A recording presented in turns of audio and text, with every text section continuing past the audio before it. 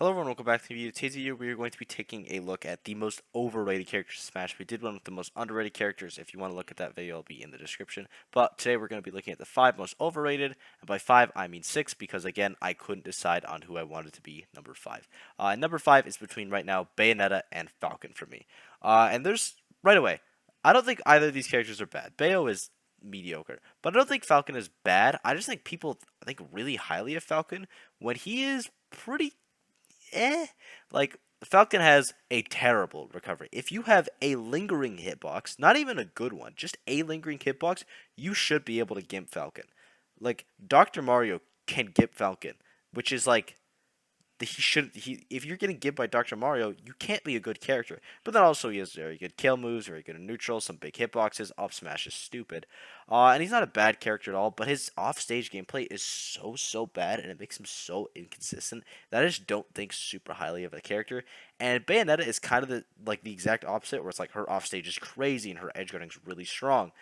She does have some kill confirms, but getting consistent kills with Bayo is so hard. And you have to be so good with your combos. You have to be so good against SDI. There's so much you have to do that I just think that both of these characters, while they are good, like one bad matchup destroys them. Like, how is Bayo supposed to be Pichu? How is Falcon supposed to be Pikachu? And I know, obviously, there's example like Fatality beat Esam. It can happen, but like you have to outplay your opponent so much. And if you're the character that has that many bad matchups, they're not as high on the tier list. And I think people are putting Falcon really high on tier list.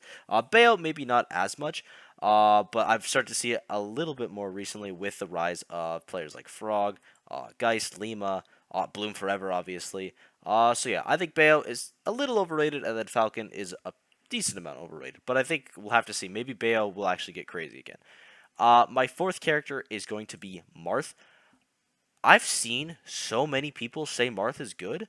No, he's not good. He's actually like bad, really bad. This character is the most, and I feel pretty confident saying this, the most inconsistent character in the game.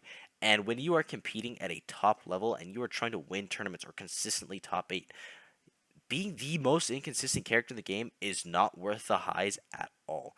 There's so many sets where even players like the best Marths in the world, like Rizziasu, Ignace, Leo even.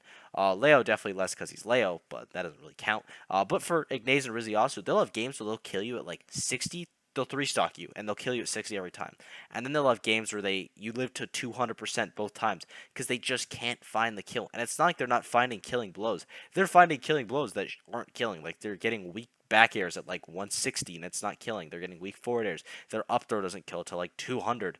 Their up B is like their only consistent kill move. Marth's only consistent kill move is his up B out of shield. That move is good, but everything else he has is so inconsistent and so hard to space. And I do think that Marth could go up in the future. I'm not saying he's going to be bad forever. I think right now this character is absolute trash. Can they improve? Yes, but for now, no. Please stop telling me Martha's good. It's making me irrationally angry. Next up is going to be Chrom. And honestly, it's kind of like the main telltale of these videos, or this video. Terrible recovery. Everything else is fine, but the recovery is so bad that it makes your disadvantage, I mean, his disadvantage is terrible, but it makes your like consistently so terrible that it's not worth playing, especially when it's an Echo character like Marth and Roy. And maybe that might be a little bit of bias because I'm like comparing them to each other. And obviously, Lucina and Roy are incredible characters, Roy especially. But Chrom is not a bad character. He's still pretty good. I put him in like high tier, but I'm seeing people still put him in like lower top tier, high tier. I have him in like I think mid high tier. I don't remember the last tier list I did, but I think I had him probably around mid high tier, mid A tier, which is where he should be because he is so inconsistent. It's crazy.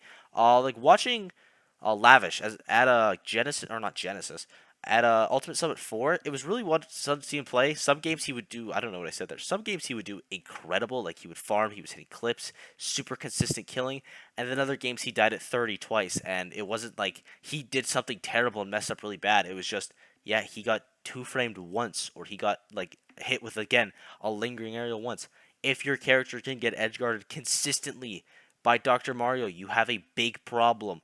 And Chrom it's tough. It is a struggle off stage. Now, obviously, his neutral is phenomenal, really, really good. Probably better than Roy's neutral, honestly. Killing is I'd probably still give to Roy, and combos as well. But like Chrom Chrom is the best jab in the game. His up B out of shield is amazing. He's still not a bad character. I just think people still think he's pretty good, and some people think he's better than Roy, and those people are just, I don't know. They're watching Rivers clips when he was called Shoyo James, and they think it's happening right now. That's all I'll say. My second character is going to be another Swords character, and it is going to be Sephiroth. This character is too precise, too picky, and just too hard, and honestly not that good. Sephiroth has a lot of problems. One, if you are not spacing perfectly with Sephiroth, you're basically hitting with the sucky part of a noodle. It's like if I was gonna say like a pool noodle being left and like making it all wet, but that's like the pool noodle's job. It's like a pool noodle that's like it's like frigid, and when you hit it, it just snaps, and the pool noodle's gone, and now you don't have a weapon. Except also now Sephiroth can get edge guarded pretty easily. Like even though Oxalize has a good hitbox, if you just go out there and contest him once, there's a chance he can't make it back unless he has wing, which we will talk about because that is a pretty big deal. Like wing Sephiroth is broken, but a lot of the time he doesn't actually get to see wing because he's so light. It is unreal how light Sephiroth is. It's crazy. He is like it's so dumb because he's pretty big as well. It's kind of like a Mewtwo thing. I'd say Mewtwo definitely has it worse. But he is just so unreasonably light, and he rarely gets his win condition in wing. Because when he gets wing, he's really strong. His F tilt becomes insane. Oh, all of his moves become super strong. The third jump is insane for his juggling because his juggling is really strong. His back air is obviously an amazing kill move when spaced properly.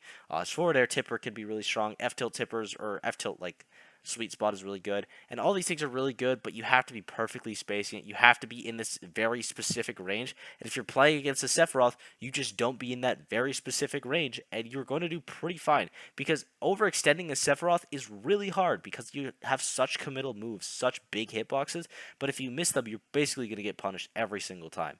And yeah, all of his specials, his up B is really, really good. His down B is one of the best counters, if not the best counter in the game. Actually, probably still Tetragarn is. But yeah, Sephiroth is by no means a bad character, but again, I think people are putting him a lot in like top tier. I think I even had him in top tier in my last tier list video. I would move him down to like high tier, mid high tier, somewhere around there. Probably pretty close to Chrom actually. I just think this character is too volatile, and honestly, I don't really dock characters being too tricky. Sephiroth, I am going to dock for being too tricky. And now we are on to the most overrated character in the game by far, and it's not close, and that is going to be Steve. Now, I hear what you're saying. This guy is trolling for content. Nope, Steve is top 1 of the game. Steve is not top 1 Bayo in the game, which is I think a lot of people think about him. Now, I will say, it has cooled down a lot. The Steve hate is way, way less, but that's because people are getting better against Steve, proving that the hate was not warranted. I mean, hate is never warranted. It's a game. You can play Steve too. Get over it. But Steve is really, really good, very strong. No, he is not killing the game. No, he is not the. Well, probably is the strongest character right now. I don't know. It's hard to say. But Steve is really, really good. It's just people overrated him so much. They made it seem like it was this unwinnable thing. Like no one could beat Steve, unbeatable. But now Akala has came to the US. He's lost. Onin one Smash Con, then lost the next tournament. Yanni's having trouble being consistent. Jake is having trouble being consistent. Didi, I honestly don't know. He might be the best player in the world. We just don't see it from him. But it's so hard to be consistent with Steve because Steve is, at least in my opinion, one of the hardest, if not the hardest character in the game, which might sound a little silly, but in order to do like nil combos consistently in tournament and like block setups and have a ton of stuff like ready every interaction, like knowing what to do, it's so tricky. And granted, it's also very tricky to play against Steve, but the better you are at Steve, the harder it is to play against. And I think that's what people don't really see. They just see like, oh, Jake F smash 3 times in a row and got a kill. This character is stupid. But then they also don't see Yanni do like an 80% combo with like 100 plus inputs, which is just absolutely ridiculous. So yeah, I think Steve is the most overrated character in the game by far. Not because like he's overrated on a tier list, but because people think he's like this untouchable god character, and he just is not. Still very good, and I think people are getting better now. They're realizing that he does have weaknesses. There is ways to exploit him. So maybe I should have made this video like a month ago, and then I would have had a lot of reason. But yeah, Thank you guys for watching. I hope you enjoyed. If there's any characters that I didn't touch on that you think are super overrated, like, I don't know, Inkling, for example. Why did I say Inkling? Literally just came into my head. But maybe you think Inkling is super overrated. The character was never good, super trash.